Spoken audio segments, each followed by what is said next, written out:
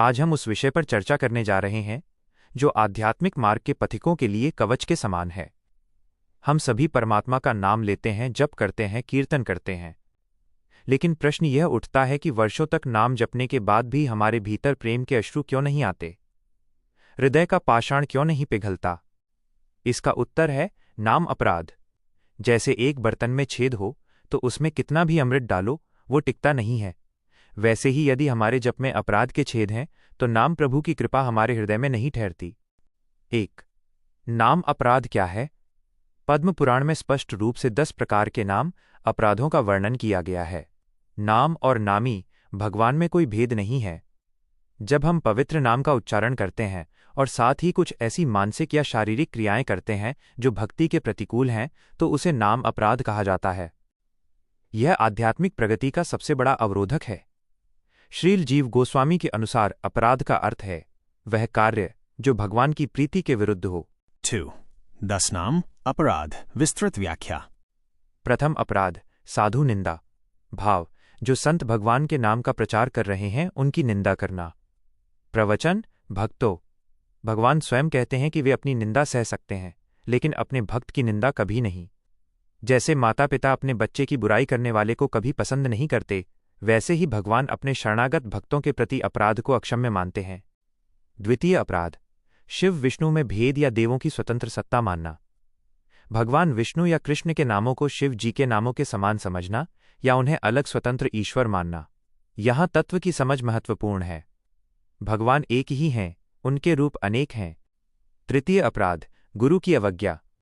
गुरु को साधारण मनुष्य समझना या उनके उपदेशों की अवहेलना करना। गुरु वह पारस है जो लोहे जैसे शिष्य को सोना बना देता है। उनकी आज्ञा का उल्लंघन साक्षात नाम प्रभु का अपमान है। चतुर्थ अपराध शास्त्रों की निंदा। वेद, पुराण और उपनिषदों की प्रामाणिकता पर संदेह करना। पंचम अपराध नाम की महिमा को काल्पनिक समझना।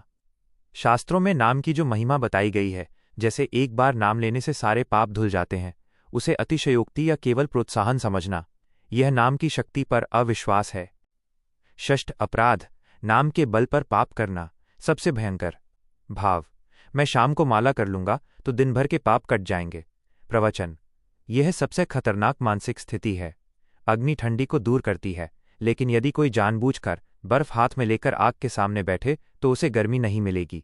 नाम पवित्र करने के लिए है, पापों को लाइसेंस देने के लिए नहीं। सप्तम अपराध अन्य शुभ कर्मों से तुलना। नाम जप को दान, व्रत या यज्ञ जैसे कर्मकांडों के समान समझना।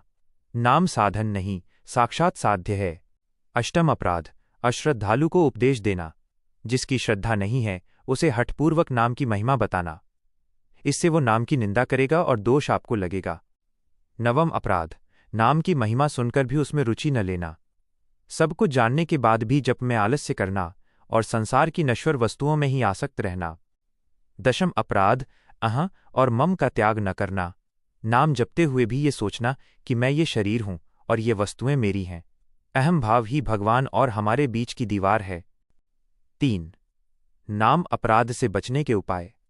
प्रवचन का मुख्य भाग यह है कि सुधार कैसे हो। 1. सतर्कता, केयरफुलनेस। जैसे हम कांटों भरे रास्ते पर संभलकर चलते हैं, वैसे ही भक्ति मार्ग पर अपराधों से बचकर चलें। 2. दैन्य, ह्यूमिलिटी। चैतन्य महाप्रभु ने कहा, तृणादपि सुनीचेन, तृण से भी अधिक विनम्र बनकर। 3. निरंतर जप। यदि कोई अपराध हो भी जाए तो उसका एकमात्र प्रायश्चित है अधिक नाम जप। नाम ही नाम के अपराधों को धोता है। 4. भक्त सेवा। वैष्णवों की सेवा करने से हृदय के विकार नष्ट होते हैं। 4. उपसंहार, नाम की शरणागति। भक्तों, नाम कोई शब्द नहीं है, यह साक्षात दिव्य ध्वनि है। जब हम अपराध शून्य होकर शुद्ध नाम पुकारते हैं तो भगवान स्वयं को रोक नहीं पाते और भक्त के वश में हो जाते हैं। जिस दिन आपकी आंखों में नाम लेते समय आंसू आने लगें, समझ लेना कि आपके अपराध क्षीण हो रहे हैं। संसार की बातों को छोड़कर हरि नाम की नौका पर सवार हो जाइए, यही कलयुग का एकमात्र धर्म है। हरे कृष्ण कृष्ण कृष्ण हरे हरे,